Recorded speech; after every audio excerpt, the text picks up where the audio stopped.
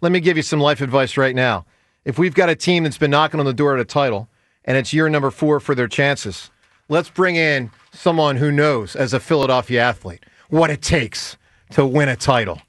Mr. Jason Kelce. How are you, Jason? How's it going, guys? Brought to us, of course, as always, by Garage Beer. Jason, good to see you, bud. Good to see you. Been a while. I love that you got the Phil's hat on. You're all pumped up. Yeah, opening day. I mean, opening day is one of the greatest things in sports, right? And for me, it always signifies the start of spring. Weathers are changing, and then the start of baseball. Yeah. And you're back outside again. You've been hunkered down all winter long, and now you're out there. Unfortunately, this isn't in Philadelphia. Like, opening day is the best when it's home game, but when you're at the stadium and the sun's like warming your skin, you feel that for the first time in a long time. It's a great feeling. Absolutely. So, yeah, for sure excited. By the way, for the home opener next week, rain is in the forecast, so it could get moved to Tuesday. We shall see. Yeah. But the Phils today versus the Nationals. And so Ben Zach Wheeler, I mean, year number, I don't even know what it is, 6 or 7 at this point. Mm-hmm. This dude, man. I don't know where it stands as the top free agent signings of all time in this city, but it's high on the list. It's got to be in the top 3. Very, very high on the list. It's got to be in the top 3. Like, seriously. Like, this guy's been unbelievable. And he's flown under the radar because he's not a very vocal guy, but this guy gets it done. Took me 4 years to even know he was bald because he always wears the cap out on the field. It's always shocking when he takes his hat off. Me too, dude. I had the exact same thing. I'm like, he's a bald man? How is he so good? Yeah. The guy gets a job yes, done. one equals the other. Yeah. All right, 215-592-9494. All right, Jason, let's also, because we'll do some birds with Jason and obviously phone calls with Jason here for the next hour.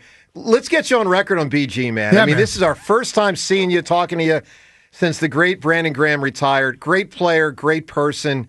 Put a bow on his impact on the Philadelphia Eagles and the community. I mean, the Brandon Graham thing, my God. Yeah, listen, he was here for 15 years. Not always the easiest road. I mean, I remember early on, I was there for some of the early days when there was a lot of criticism, and he persevered through all of that, made the biggest play in Eagles history with the strip sack on Tom Brady in Super Bowl 52. Well, at that time was the biggest play in history. And I think, more than that, it's who he is as a person and who he was every single day. And I think that that's something that it's hard to put into words. Brandon was authentically himself at all times. He was a guy that brought energy every single day. He had a way of just saying something, and if it came from another guy, you might take it as criticism or in a way that might rub you the wrong way. But because BG had nothing but the right intentions in his heart each and every day, he had just a way of saying stuff that was like, you know what, I haven't thought about that, but you're right. And I think they're going to miss that. They're going to miss BG's presence. They're going to miss that presence on the defensive line. They're going to miss it in the building. I remember, I was talking to him all season long, and even leading up to the decision last week, I know he announced before the season, I'm going to retire.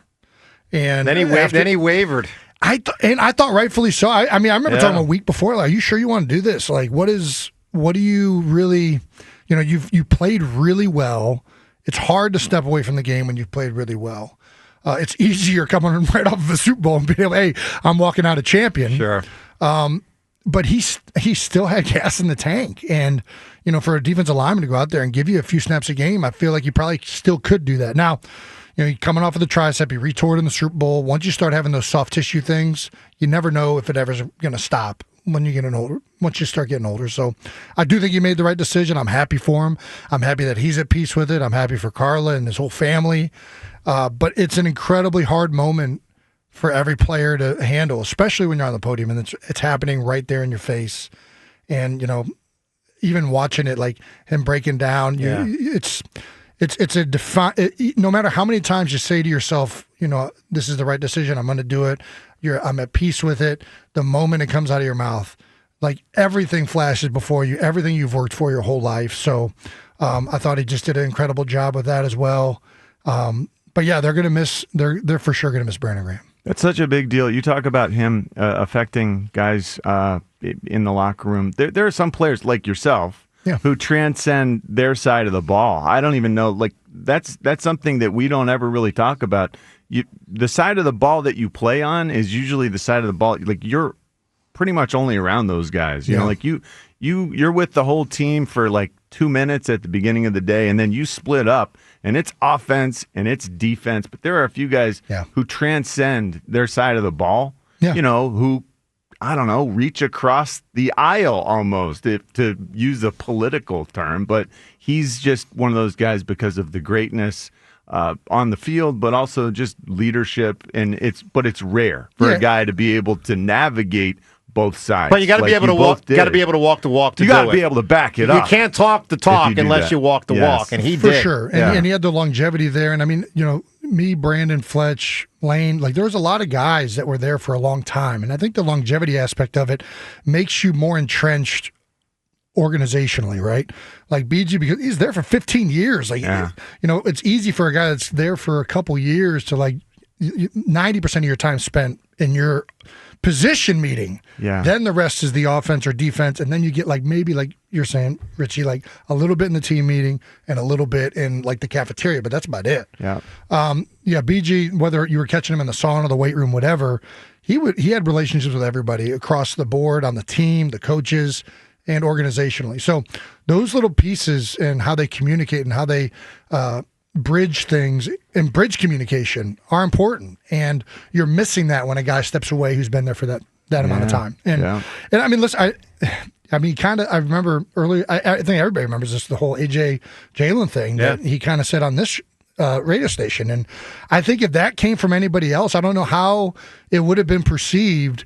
But I think because it came from him, and whether it's just because it's Brandon and who he is and how great of a human being he is, and like there's no malice designed with this, regardless of what the intention was, I think it was met with something that ultimately ended up being good for the team. And I think that they came back the next week and the passing game looked pretty dang good.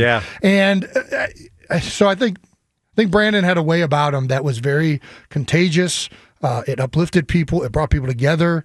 And those are hard individuals to find that have those attributes and are incredibly talented. Totally agree. All right, BG, obviously that was a couple weeks ago, but our first chance with Jason in the studio. He'll be with us for about an hour. It is, of course, opening day. Scott Fransky joins us in 15 minutes as he gets ready for another season of Phillies baseball.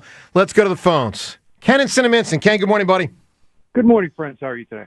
Doing great, Ken. Well, I'm so honored to be speaking to not only you guys, which is always great, but also Jason and Ben Davis, both in the studio together. You have an all-star crew going on there. And Jason, I just want to tell you, my wife and I loved. They call it late night, and we really hope it'll be back for another season. I appreciate it, Ken. It was fun pulling it off. So, listen, in previous years with the Phillies, my kind of hope for the Phillies was just keep me interested until September. Once football season started, you know, I kind of moved forward anyway. So just keep me interested until September. Joe, you keep saying that this is a great team. I believe it. It's a. And by the way, it's not. Let me just be clear. That's not a guarantee. Like I understand, there's a chance they're very good and not great. But my personal opinion, my outlook is, I think they are actually great. I know it's a pretty impressive compilation of talent. For sure, people that you know, who are known quantities in the league. But, you know, in terms of being excited about it, so, you know, today's opening day, which is great. I will definitely tune in and watch the game this afternoon. But my first game in my season ticket package is next Thursday, and I have the knowledge of knowing I'm going to put on several layers of clothing and go down to Citizens Bank Park, in all likelihood, to see Taijuan Walker start the game yet again. Well, that's a shame. Yeah. But, like, you know, at some point, it's like, I don't care how much money they're paying the guy. It's not an excuse to me, as somebody who spends what is, to me, proportionally more money than John Middleton is losing, to see Taijuan Walker ruin my day every fifth day. I agree with you, Ken. I agree with that entirely. And I have said, and James knows this because he's been involved in some of these conversations, I have said for a while now, that this team is fatally flawed in its construction. So when we talk about approach, I've heard on this station a lot over the last week in the approach discussions, I've heard the term small ball. This baseball team is not built to play small ball. This organization has no interest in playing small ball. So when they're talking about their approach, they're not talking about moving runners. There is no world in which if Kyle Schwarber walks to Yeah. the plate with nobody out and Trey Turner on second base, his number one thought process is, I cannot leave this batter's box without Trey Turner at least being on third base. Like, there's no world in which that happens. So, I want them to get me to September. If they make the playoffs, that's great. Now, And I hope- listen, Ken, I think it's a fair point. I'll say this. The two guys that obviously have small ball capabilities that you really hope have really good years because they can are Stott and Trey Turner. You know, they're the two guys that hopefully And Bohm can hit the ball. you can hit the ball the field, too. opposite way and stuff like that. I agree with that. All right, Ken, I got to move, my man. Give me a notable 4 on this, the Phillies' 4th chance at the playoffs this year. Give me a notable 4. Well, I got to go with conquest, war, famine, and death, the 4 horsemen of the apocalypse. Oh, That's a good answer. That is an answer right there. All right, Rick in Easton. Rick, good morning. Good morning.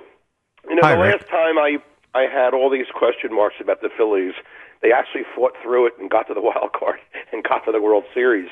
But it's just very, very, very, very frustrating to have so many question marks. Schwarber or Turner, Ranger, Taiwan on Walker. That's my name for him, by the way. Taiwan on Walker. Taiwan on. I love Harper, that. Harper is second or third. Alec Boehm's head will it be right or not. Which Castellanos shows up? Yeah. The bullpen. There's so many questions, and that's a concern of mine. It's legit. Yeah. Taiwan on is really awesome, man. I started that last year. That's great. Hilarious. So anyway, that's I like to be positive. And Jason's still in the studio. Yeah, Yes, right, yes. right here. God bless you, my brother, playing that long at that position with all the different coaches and the quarterbacks and having a ring. You'll always be remembered, my friend, and it's an honor to speak to you. Thank you very much, Rick. Thank you very much. All right, Rick, So- go ahead, bud. Yeah, so I'm going to go with my answer. But yesterday, you really brought up some great memories. You know, Vic Morrow. You talked about him dying in, Yeah. in that shooting. That was the shooting of the Twilight Zone, by the way. Wow. And he was a famous sergeant in a great series, and you all are pretty young for this, called Combat, which was really awesome. But you know they were decapitated before that helicopter fell on them. I did not know that. Thanks for that Oh, little addition to the God. story, Can we Rick. stop talking about Can you that? imagine that lawsuit? Ben, do you know who we're talking about? We're talking about Ben. Ben, you're going to know this person. We're talking about the actor in the Bad News Bears who played the opposing manager, the Yankees manager, you know, the guy who was irritating Walter Matthau. Yes. He died on set making a show. I guess I thought it was a movie. A chopper fell on him and killed him. That's how that guy died. Come And on. apparently was decapitated. Yeah, and apparently was Jennifer Jason Leigh's dad on top of that. And before I give you my answer, you know, I took second yesterday. You know, I'm like the Hammer for these side. Yeah, but I don't take second, my man. My God. I mean, beat the Well, I hammer. think I'm nothing second but or first third, place. But you know what? I had a better answer than Scooter McGavin. How about Rodney Dangerfield and Chevy Chase against Judge Smalls? Well, and yeah. Caddyshack? Judge Sure. Smalls would have been a good answer. I would say Smales would have been good. All right, give me an answer, Anyway, my man, so for a here's notable my 4. Famous president, famous address, 4 score and 7 years That's ago. a big one. That's a very big one. Abe Lincoln, 4 score. I like it quite a bit. Let's find out if Jason Kelce knows what a score is. Jason, how many years is a score? When Abe Lincoln said 4 score and 7 years ago, how many years was he talking about? 4 score and 7 years ago. Wow. This is Beat the Hammer the presidential trivia. A score equals Abe, what? Abe would have been in the 1800s. Very good, Jason. This is the way to do it, Jason. 1776. Figure it out. You got it. Yeah, you do got it. workshop actually. it in this your is head. the exact right way to do This it. is pretty good so far. So 4 score and 7 years ago. That's so 7, 6. Okay, we're at 3. So he gave the speech in 1863, and the country was formed in 1776. Man, now I'm really trying to do math quick. So 76 to 83. So it's a little bit over 120. Not 83, 63. 63. So here's Okay, what it all is. right, all right. It's a score is 20. Oh, okay. So 4 score is 80 years, and Got it. 7 years ago is 87 years. What There he you was go. saying is it's been 87 years since we founded the nation. Perfect. That's what he was saying. Why Ben, didn't you just say little that? history lesson from Joe. Thank you. It sounded way it's a cooler. lot prettier than 87 years ago. exactly right. It sounded way cooler. So true. All right, coming up in 1 minute, the championship quest. through the words of two different notable Phils, the championship quest. What was said recently, we'll get to that coming up in 1 minute. March is here, and we've got the shifting weather. Your homes need a checkup. Maybe you got cracks, leaks, or windows that won't cooperate. It is time for Window Nation. They've taken care of me many times since I bought my fixer-upper about a decade ago. And Window Nation, John, I know are about to take care of you. Yes, just a couple days away from my custom-made windows. They're going to be installed at my house next week. All three of my kids' rooms, man, the energy bills were through the roof. It was freezing through the winter. Now I'm so thankful that my faulty windows are gone. The solution was Window Nation. And right now they've got a fantastic deal. Buy any two windows, they'll give you two more for free. Plus, get this, 0 down, no payments, and no interest for 2 years. So you could have new windows installed fast and not pay anything until 2027. You get to keep all of that extra money, all that extra cash in your pocket, and they are guaranteed for life, which is pretty awesome. But heads up, this sale wraps up March 31st, so don't miss out on the buy two, get two free and the chance to pay nothing until 2027. The sale is unbelievable. Get your quick free quote right now at 866-90-NATION or online at windownation.com. All right, Joe DeCamara and John Ritchie on this opening day. We got Ben Davis and Jason Kelce both in studio with us. Look, a lot obviously has been made this offseason about what will be the end of the Phillies season, meaning do they win it all or not? Personally, I'm going to enjoy the beginning and I think a good stretch of the whole way through, because I think they're going to be a really, really good baseball team. I actually think they're a great baseball team. I think they will make the playoffs. I think they will win 90 or more games. And I think they will give us a lot of nights of entertainment. But they'll also frustrate us at times, there's no doubt. And the reality is the ends of the last 3 years have been rough, especially the last two. So the championship quest is alive. Jason knows what it's like to get it done. So too does Jimmy Rollins. Two pieces of audio I want to play for you here as we get ready on opening day for Zach Wheeler in a couple hours and Trey Turner leading off, and that's to try to win it all. And Jimmy Rollins had a message recently for Bryce Harper about that quest to win it all. I told Bryce, I've told him plenty of times, if you don't want to hear about 08, go win it. True. Because I felt the same way. Like, I got tired of hearing about 1980 like that. I was born in 78.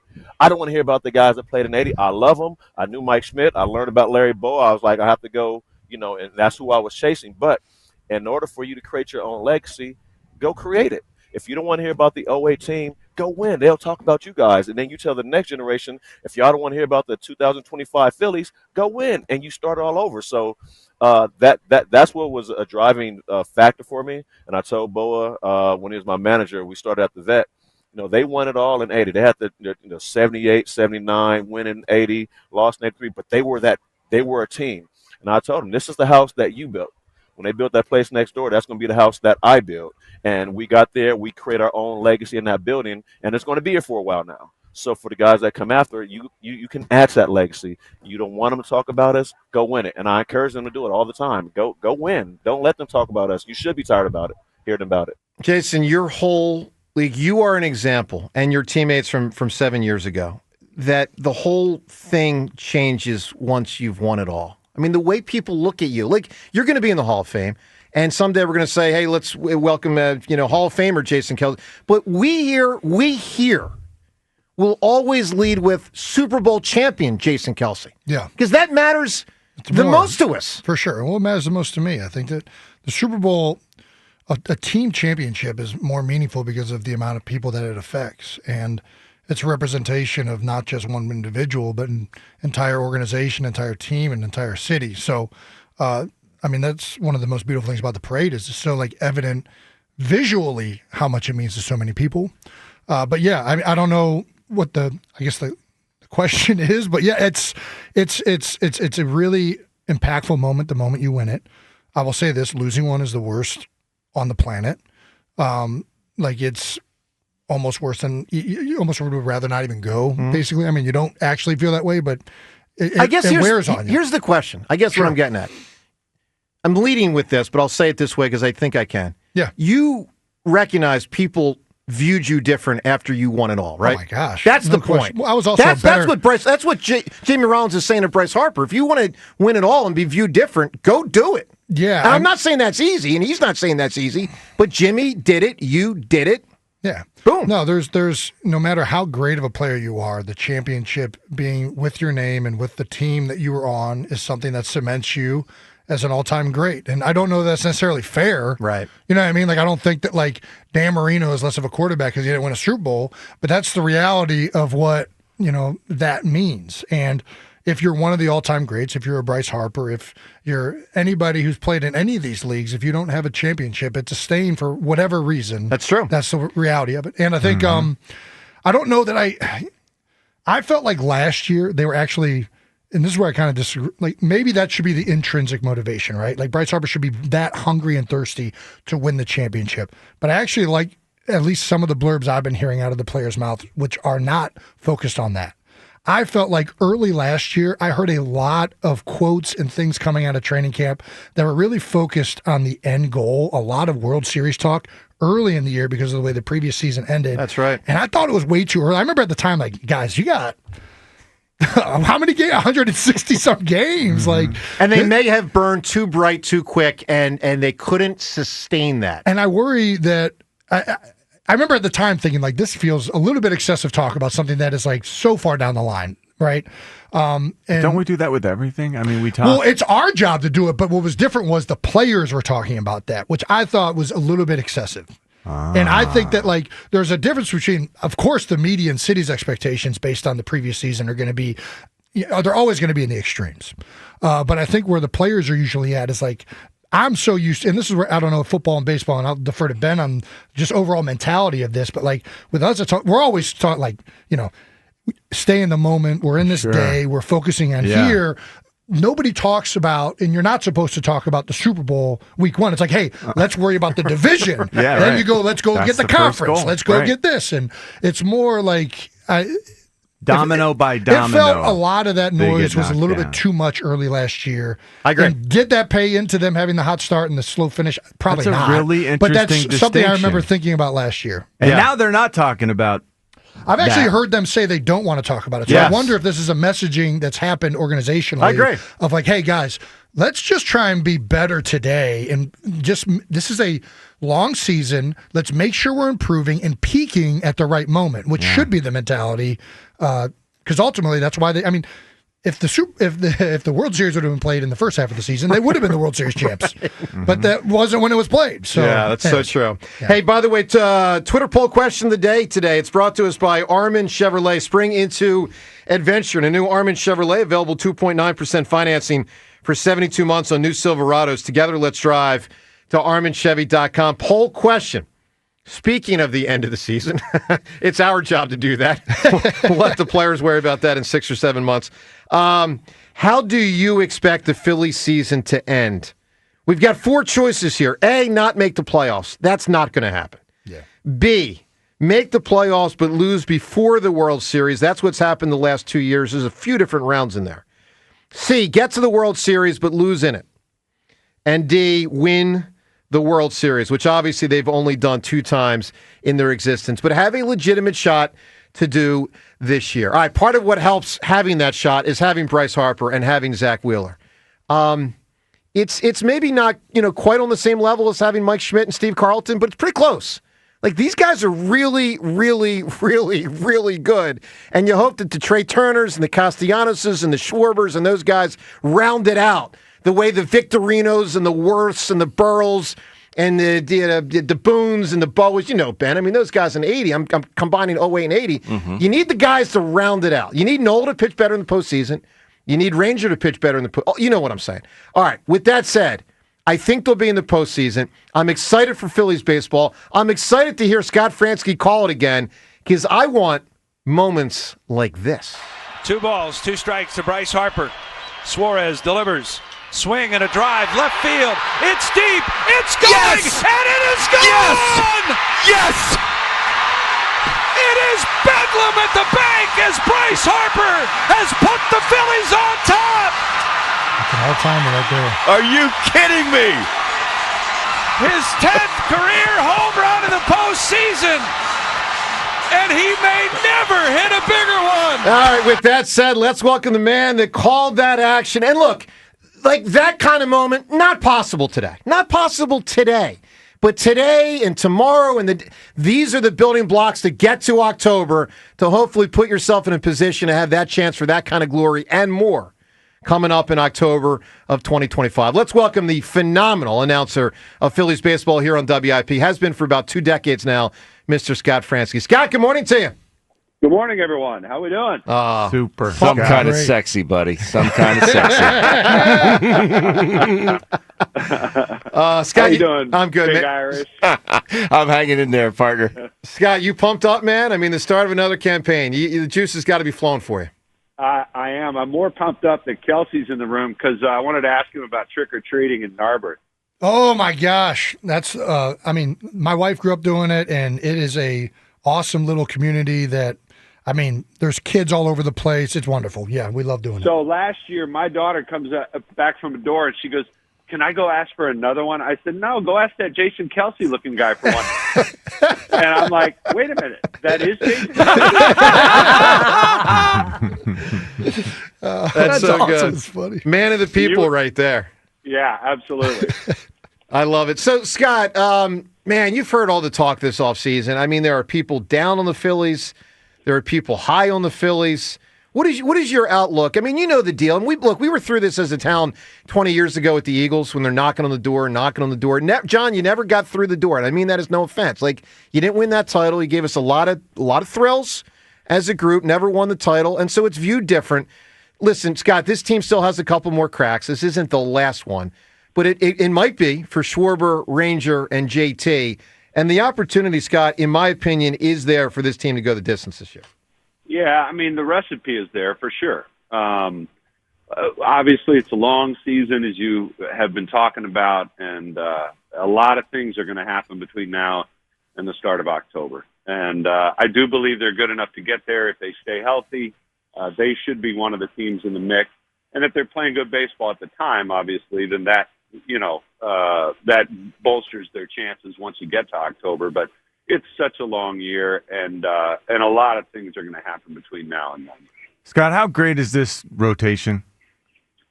I keep saying we're going to be talking about 2011 a lot in a comparison fashion. I truly believe they have a chance to be really, really special. And again, health is a lot of that, but you just don't see real signs of these guys slowing down. The Wheelers and Nolas, they just continue to do it start after start, night after night.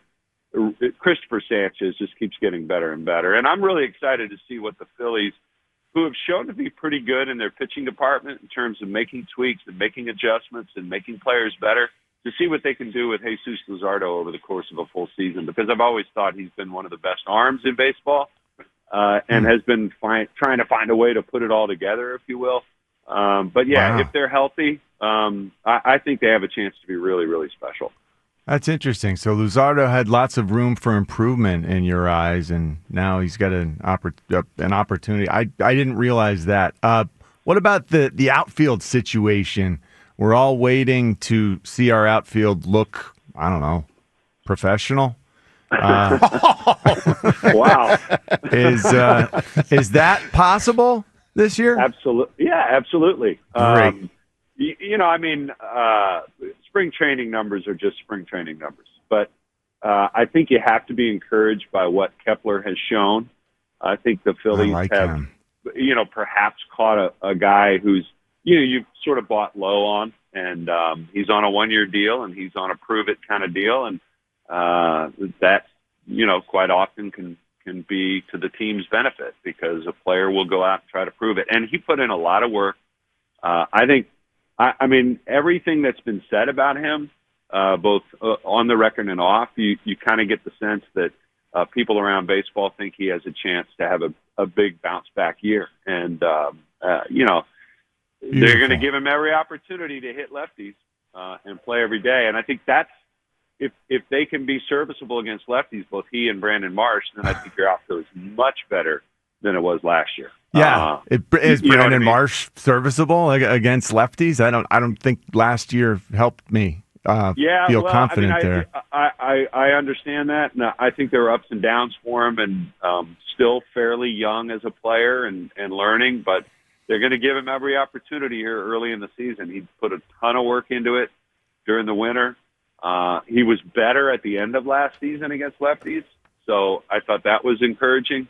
But, we'll see. Spring training is just spring training, but I like the way he's seeing the baseball right now, and it seems like he's in a good place. And I love the way Bryson Stott is seeing the baseball right now. He looks like he's in a really good place.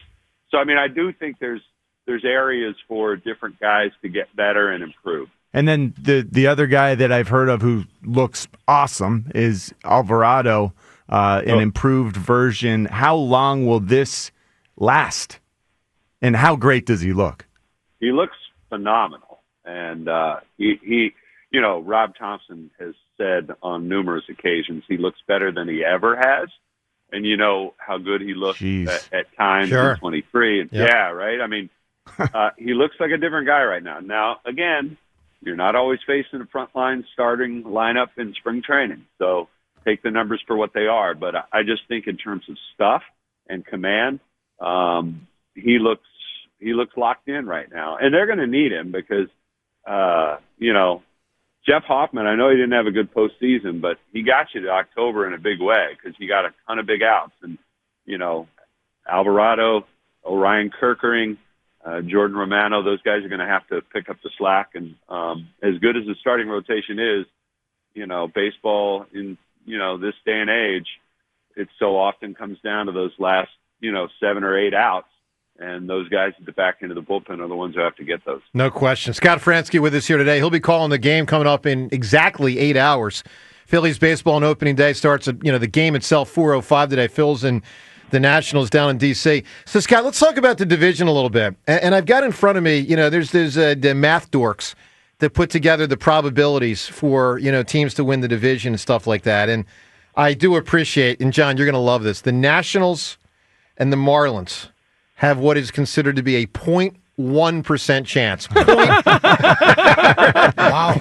And Scott, we know it's a 3-horse race. We get it. Hope springs eternal, Jeff. You're saying there's a chance. Right. By the way, probably closer to 0 than 0.1. It's probably like 0.04 or something, but they just don't give you a 0. All right. So, Scott, but obviously this comes down to the big three. And I am struck and a little annoyed, frankly, by the way this group sizes it up. So they've got the Braves having a 64% chance, the Phillies having a 21% chance, and the Mets at a 15% chance. It strikes me like an imbalance there, Scott, with the with the Braves at 64% and the Phillies at 21%. I know when they've been healthy, the Braves have won the division. There's no doubt about that. But I don't see the Phillies that far behind the Braves, if behind them. How do you size up this division? I think all three teams are good, and all three teams have a very legitimate chance to be in the postseason. The probabilities are what they are. I don't put too much stock into that stuff. Again, so much gets decided by health. For any organization, any team, any athlete knows that if your availability is number one in terms of your ability to show that you can, be successful. So, yes, they might get Acuna back, but, they might lose Riley. And the same thing could happen to the Phillies. No question. Right? You're right. If the Phils lost Bryson and Wheeler the way the Braves lost their best pitcher and hitter last year, it would change the whole equation.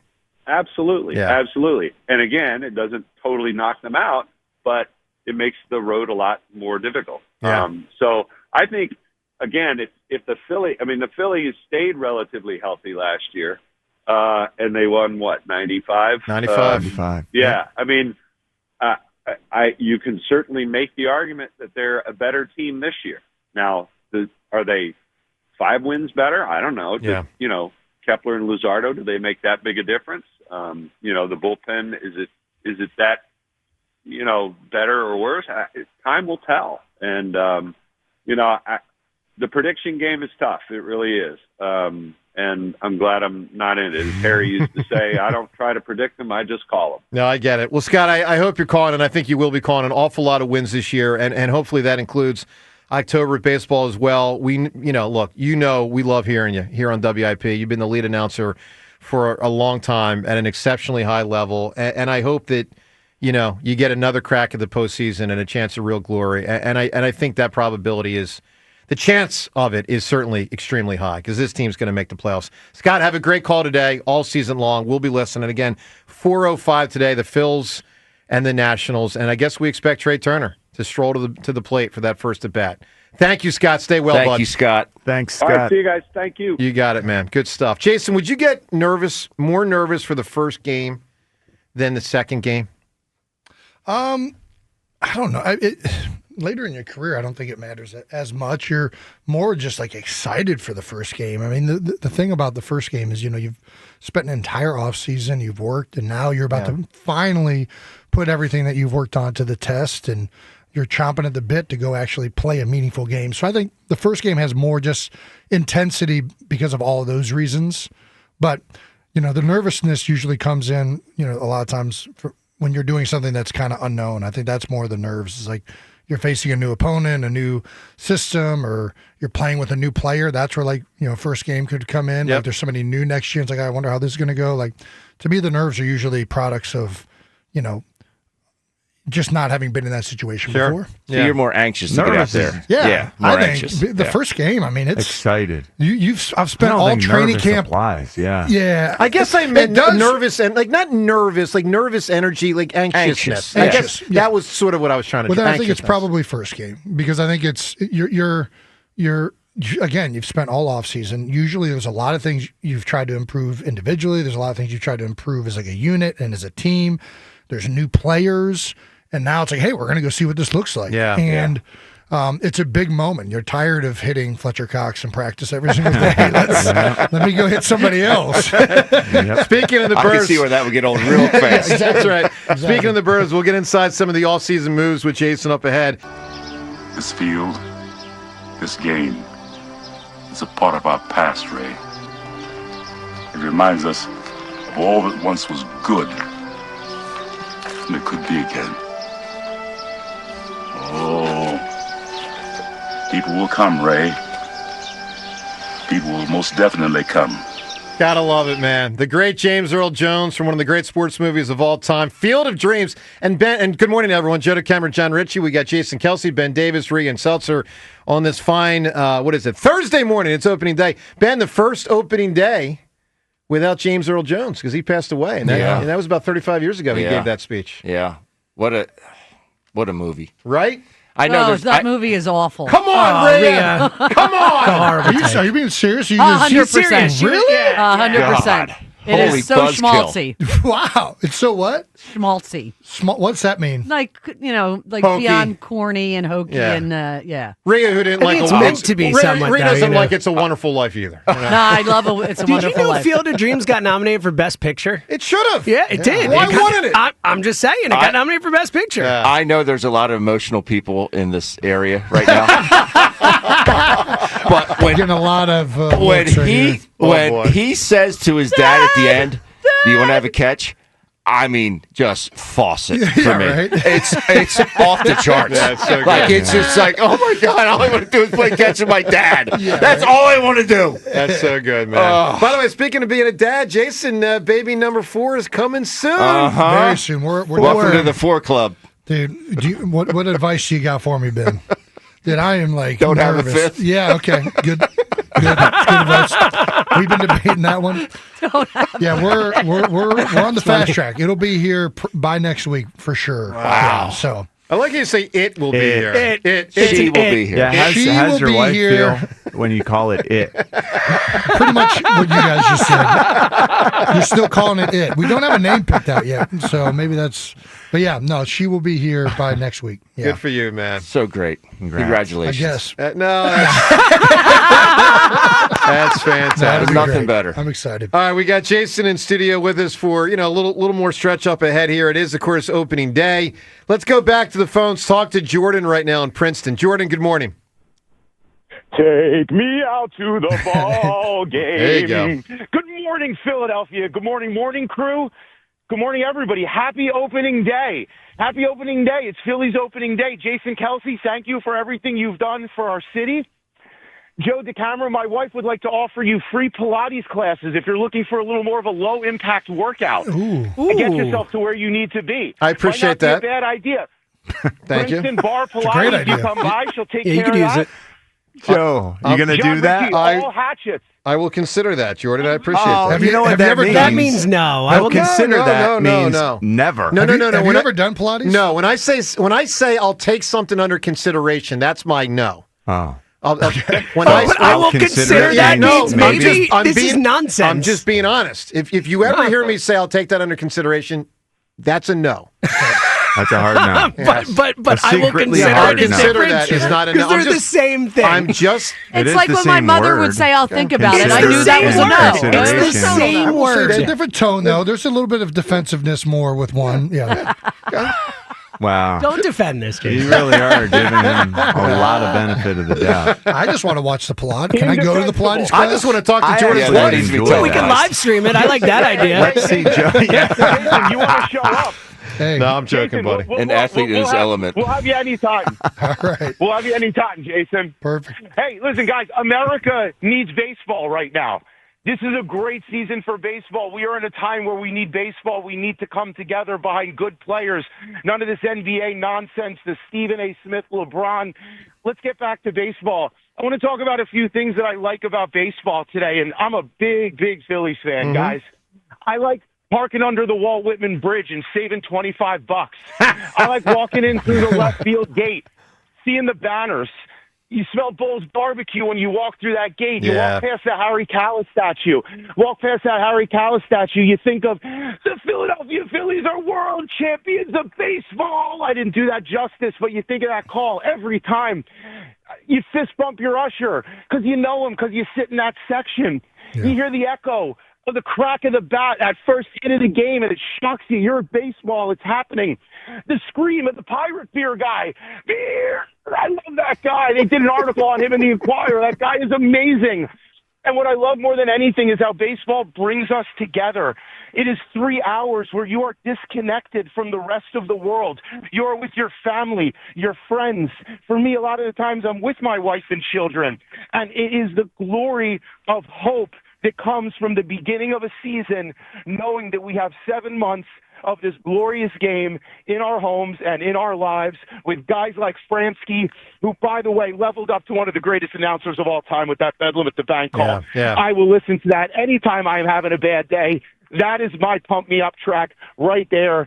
Walking in the great shoes of Harry Kalas, and just couldn't be more happy to have him. All right, Jordan, great call. Give me a notable 4. On this, the Phillies' 4th crack at trying to win it all. Give me a notable 4.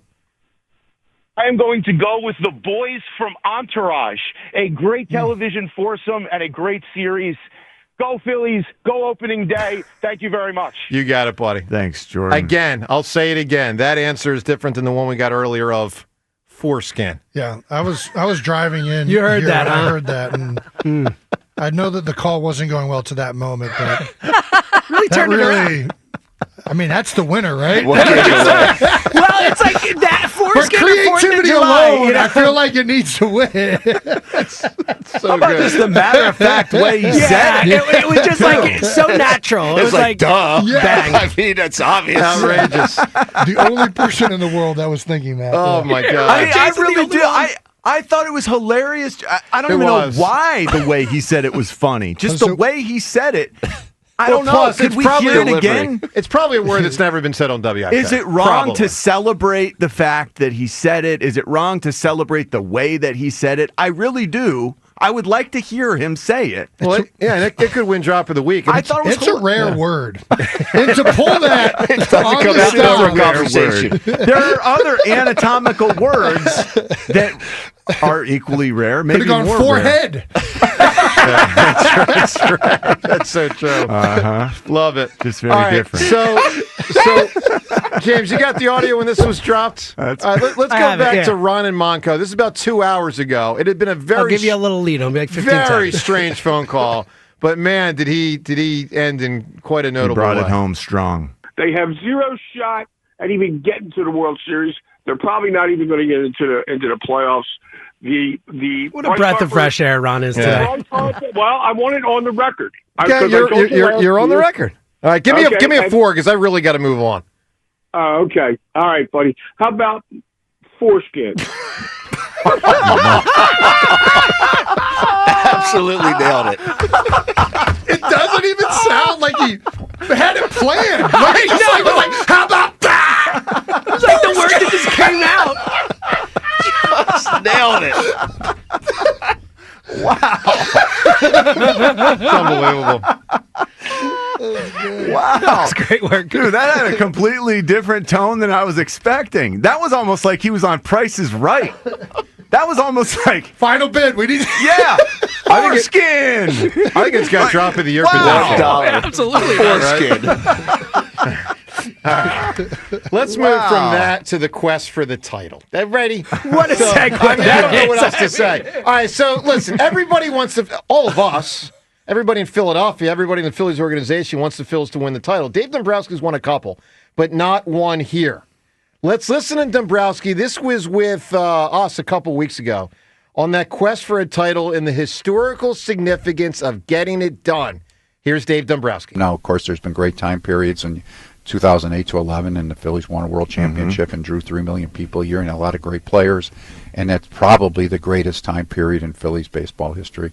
This can challenge it if we win a world championship. Yeah. And if we don't, that's just the way it is. And I mean, I do spend every day I can, part of my day, on how we can make that happen and what moves we can make happen. But the reality is you have good players, and they have to play well at the right time. Yeah. And, I mean, people may not want to hear it, but that's just the way it is. Sometimes a guy needs to pitch a shutout rather than give up 1 run.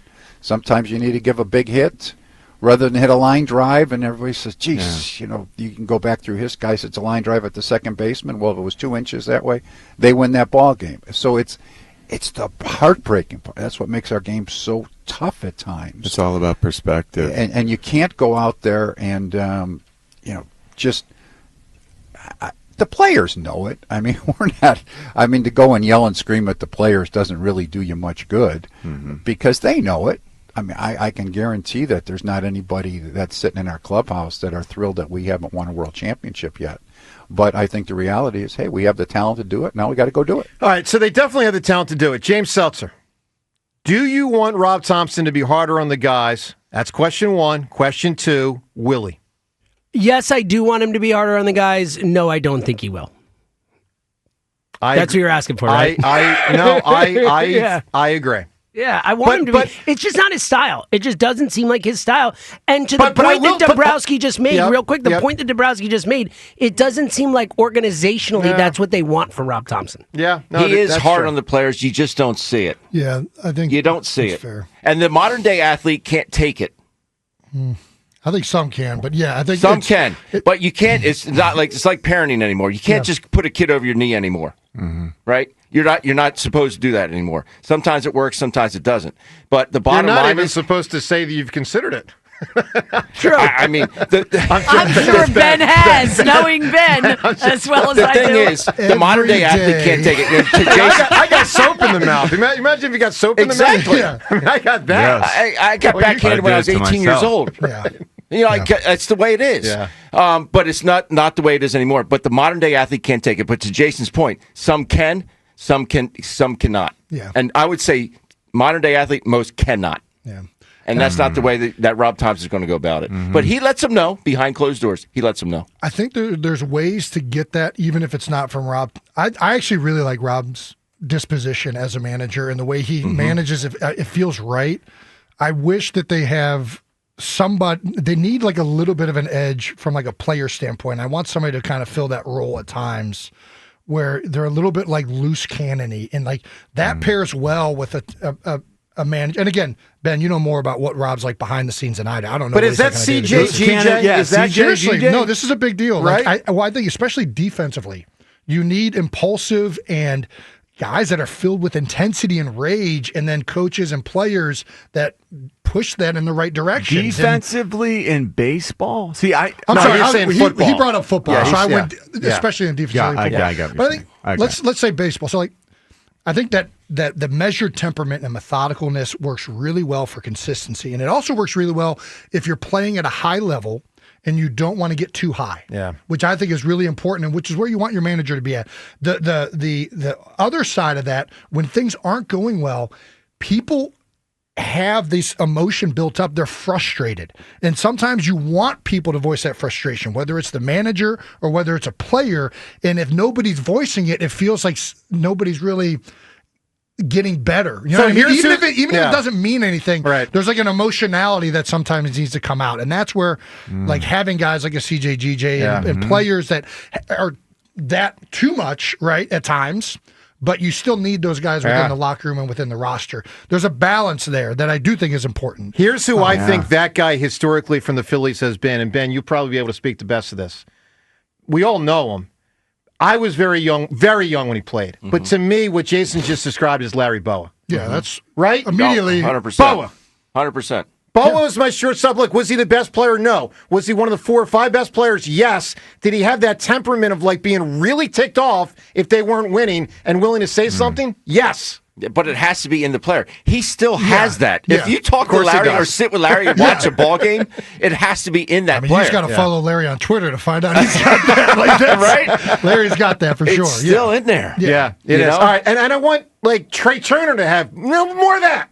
More of that. That's what I want. He's a low-key guy. He You're is. not going to get that out of him. 162 games, man. I know, but I need. He's the most important Phil.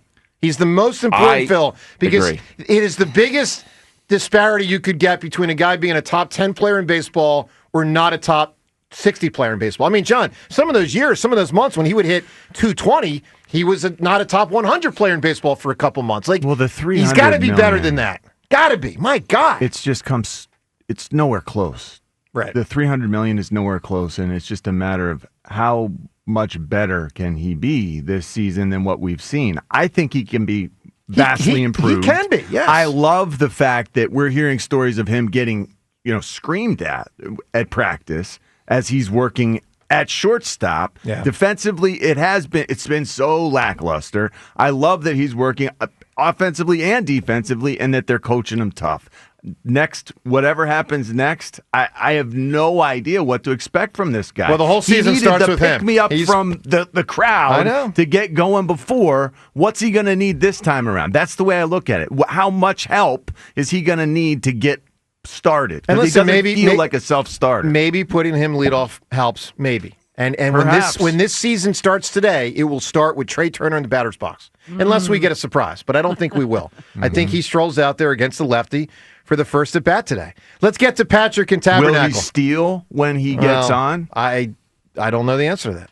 Patrick in Tabernacle. What up, Patrick? Morning, everybody. How we doing? Doing great, Patrick. Awesome. John Ritchie, I heard, first of all, that drop with Ron, oh my gosh. So we all, and the tricky thing is funny. I swear, on a very extremely small level, I thought of it. I said, "No way, I can say that." Yeah. But and Jason, dude, listen, man. I'm sorry to hear for your loss in the house, man. With Blue. First of all, thank you. Love the name. One of my all-time favorite Disney movies and characters, man. Heck Still makes me tear up when I watch it with my grandkids. I'm just sorry, man, because I'm such an animal lover. Well, I appreciate it. Thank you very much. But I think you're a tough enough guy. We'll just take it a day at a time. Yeah. Listen, man, the Phillies, gosh darn, it's the baseball.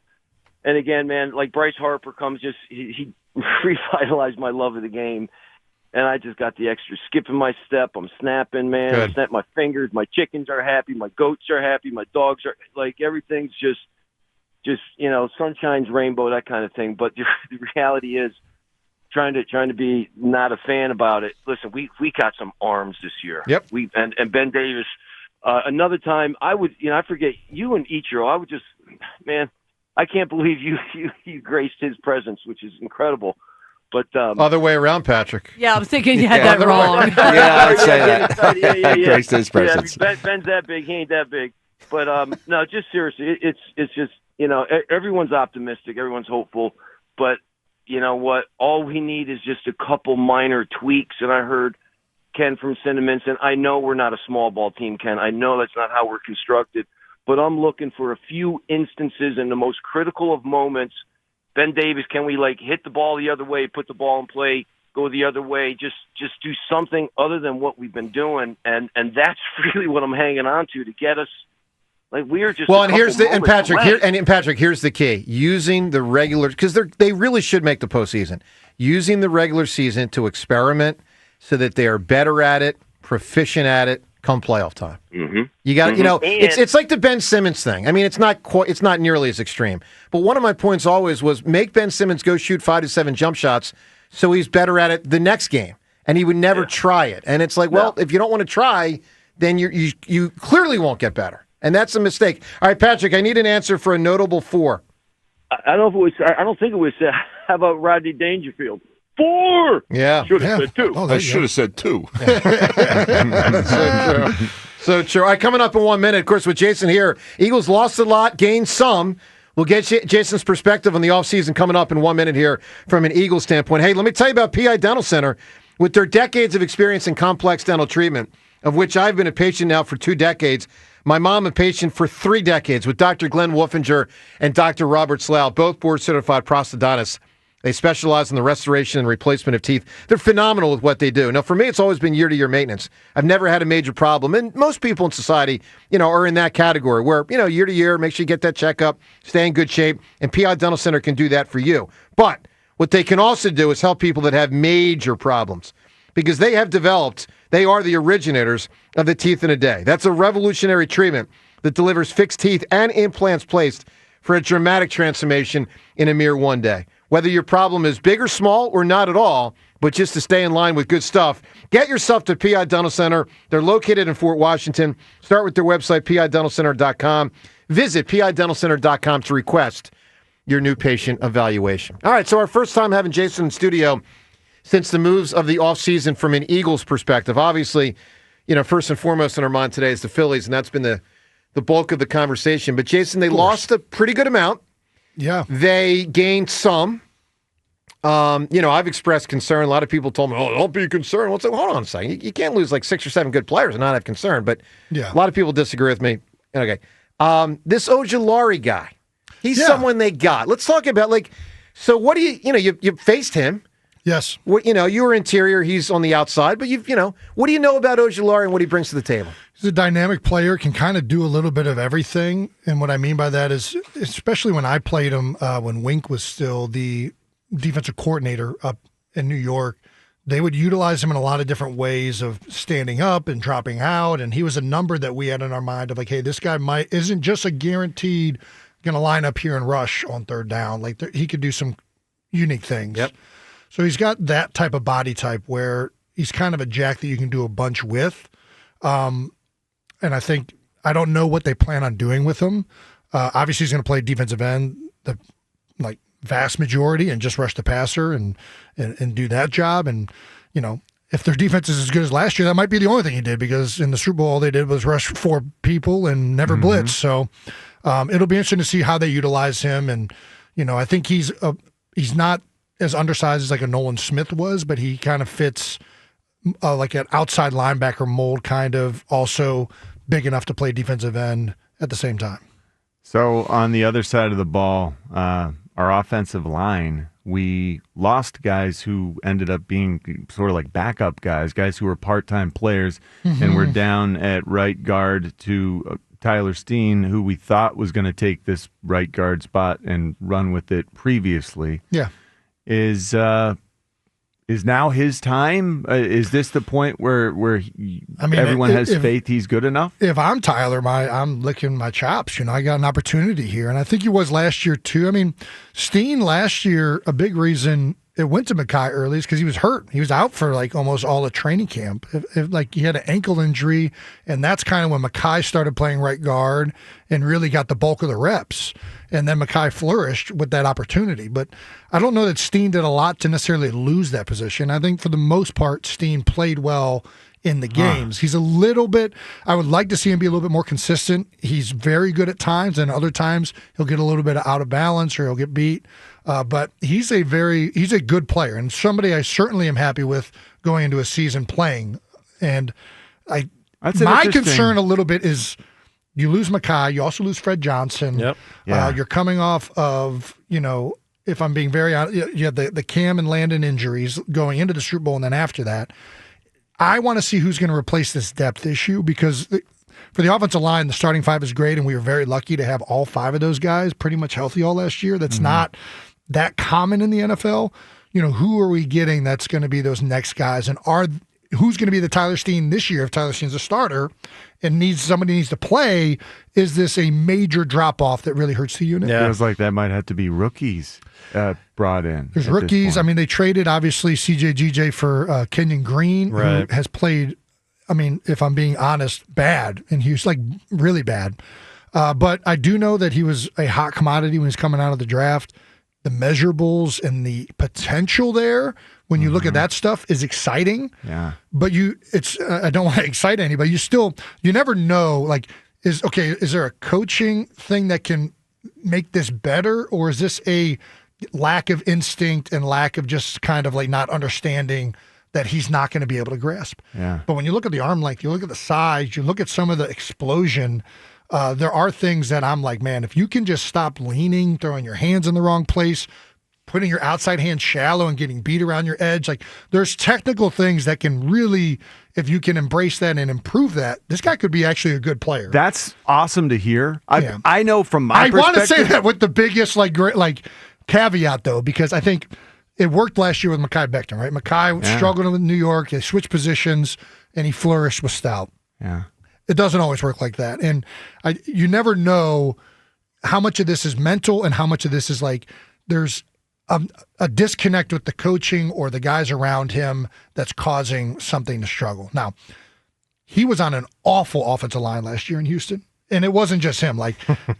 C.J. Stroud was under duress all season. Yep. I think the highest percentage out of anybody. They didn't pass off games well. A lot of players struggled down there. We'll see. I will say this. As a guy looking at a guy with potential and measurables and explosion and size, I'm intrigued, and I look forward to seeing what Jeff Stoutland can do with a guy like that. Yeah. Jason, let's do one more on the Eagles. Are you surprised they lost that much on defense? I was. I am. You could see Milton Williams and Sweat, but then you add Slay, you add Rodgers, you add CJ GJ. They lost a lot. It's a lot. It's going to be a vastly different defense, and especially with how that defense came together second half of the season, especially in the Super Bowl. They were the best defense in the NFL quite clearly by the end of the year, and for that, it's rare to see a unit that great not get retain people, but this is why winning Super Bowls consecutively is hard. Whenever you're winning, guys are, of course, playing well, and other teams see that, and they have more capital to be able to take these guys and allocate cash to get them. And it's frustrating because you know how good they were at the end of the year. Did I anticipate losing that many guys? I did not. I think Howie might have, because I think he was pretty cryptic early, even before free agency started. Yeah. He knew what the reaction was going to be, and the good thing is, I think there are a lot of young players that played really well in opportunities they had. Jalix Hunt and Nolan Smith played well at the end of the year, and they're going to get more opportunities to play well. I think Zach Bond, I am so happy. I was nervous because the Eagles, obviously, historically and certainly in my time, did not pay linebackers or draft them very high, right? Yep. And I understand. One of the reasons I understand not drafting linebackers is because it's a really hard. There's so many variables that make a linebacker play well, between a defensive line being good, a backfield being good, the coach putting you in right situations. It's the most similar to me to the quarterback on offensive. There's a lot of factors that go into this guy playing well. So it's hard when a guy's coming out of the draft of how much of this is this guy's a legitimately good player and how much of this is he's in a good situation. Yep. And anyways. But when you get a guy, when I think of all the best defenses of the past decades, they all have somebody at that position that is a beast. And whether it's the Chicago Bears, Brian Urlacher, Lance Briggs, Bobby Wagner's been it, Ray Lewis, Axeman when the Eagles were at their height with him and B-Dog, Mike Singletary, Ray Lewis. When you have a guy, it makes such a difference because that player is involved on so many plays, on communication. So I really liked the fact that they paid Zach Bond and retained him. And it feels like that was the right move, especially knowing how well he's worked with Vic this past year. But yes, all this being said, I am nervous to see who's going to step up, who are they going to draft, especially in the secondary. What's that going to look like? And then more importantly, like what the depth is. Some of these guys played well because they got opportunities because of injuries. And, now those guys are starters. So who's behind them now? So. Yeah, it's great. Look, it's great talking football with Jason. Jason will be with us probably about once a month, sometimes a little bit more in the off season. By the way, one more call with Jason up ahead with us. And of course, Rhea, that's coming up in 1 minute. All right. Whether you are a weekend warrior or competing at a high level, you are an athlete with goals, and NovaCare Rehabilitation is here for you. NovaCare's Select Sports Center of Excellence are specialty locations focused on the needs of athletes. If you're injured, NovaCare will help you get back to playing your sport. They'll also help you prevent injuries from happening, and NovaCare will prepare you to compete at your highest level of performance. At all Select Sports Centers of Excellence, athletes are treated for their specific injury, training needs, and goals. Most importantly, care is provided by sports-specific physical therapists using advanced training and technology. For more than 30 years, NovaCare has long been the trusted Delaware Valley and South Jersey leader in physical therapy, hand therapy, and sports medicine. Select Sports Center of Excellence, just one more way NovaCare is meeting your needs. To learn more about Select Sports Center of Excellence, go to NovaCare.com today. Excellence is earned. NovaCare, the power of physical therapy. All right, it's opening day. We also got Jason with us here in studio. Let's talk to Patty right now in Abington. Good morning, Patty. Good morning. What's up, Patty? Hi, first-time caller. Thank you for joining us. Long-time listener. That's awesome. I'm a little nervous. Please don't be. Joe has had all his shots. He doesn't bite. No, I don't bite. You just take your time, Patty. It's just a couple of people talking some sports. It's all good. It's awesome. First off, I just want to thank Jason. Your service to the city and your wife and everything has been awesome. Thank you, Patty. I mean, I feel like the city's done a lot more for me, and I very much feel connected to it. But I appreciate that. Thank you. And just a little quick note. I know I can't talk for long, but your father-in-law shops at the Acme in Jenkintown. Everybody at Acme knows Big Head. Literally and everybody. My husband has worked there for over 40 years. That's awesome. And he speaks highly of you all. I'm sorry. I sound like Joe DeCamara right now. I meant everything. Let's go to the phones. 888. I'm sorry to cry. I'm just very emotional. Patty, here I thought you were like Betty White, and I find out you're like Linda Hamilton in Terminator 2. You're taking your shots at me. Wow. So good. What are you going to do? Well, I came out swinging at least, right? That's right. I just wanted to weigh in on a couple of things. First off, I grew up in North Jersey, so I was a Giants fan for a long time. Boo, I know. Yep. But I am a converted Eagles fan. I love that team. Awesome. Yeah, and no, there's something special. Saquon, amazing. Yeah. Amazing man. Second thing I'm not a big baseball fan, but I did want to say I'm disappointed with the turnaround with the lineups. I think it's a total waste of Schwarber in leadoff. I know everybody said it. Yeah, look, we've kicked this around a million times, and many agree with you and many disagree with you. I think he's done a great job as a leadoff spot. They do waste some elements of his power, but with that said, he gets on base more than Trey Turner, and that's part of scoring runs and batting more often and getting on base more often is a big part of it also. All right, Patty, give me a great answer for a notable 4. This is probably not popular with a male audience, but I was going to say the 4 ladies from Sex and the City. Oh, sure. That was a great show. Yeah, Sex and the City, the 4. I like them a lot. How many times have you watched that series? No, not all of it. But I like that Kristen Davis. Wait, did you say not you, all of course, of it? you do. Kristen Davis is so wheelhouse for you. Girl Next Door. Girl Next Door. That's exactly right. Girl Next Door, about 20 years older than me. Charlotte, right? Yeah, Charlotte. I think so. Wait, 20 years older than you? Yeah, roughly.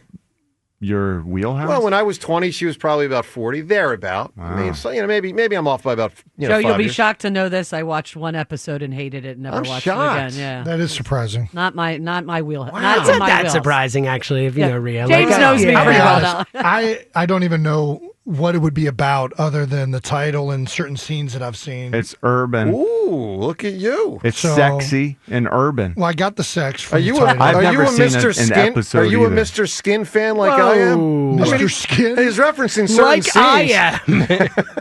Okay, that didn't come out quite the way you probably intended it. How about that? Man, I don't know. Yeah, so sorry. I don't know where to go from here.